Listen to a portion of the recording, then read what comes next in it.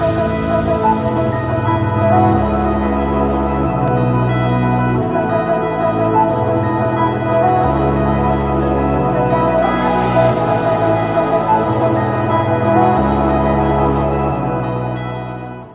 to make your vegetables taste great?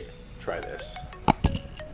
Alright everyone, for this recipe we're going to be using cabbage. First thing you want to do is you want to grab a medium-sized cabbage, chop it up into medium pieces.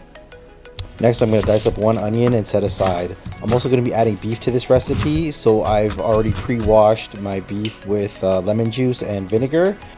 In a separate bowl, add 1 tablespoon of curry powder, 2 tablespoons garam masala, add water, make into a paste, and set aside. On medium-high heat, add diced onions, 1 tablespoon of garlic, and the curry paste. Cook the curry paste down for about 5 minutes or until it catches the bottom of the pan. Add beef, then cover, let sit for a few minutes. After a few minutes, take off the cover, go in with the cabbage. Mix it around, add just enough water to cover it, season with salt and homemade pepper sauce. Mix, then cover with a lid, bring to a boil.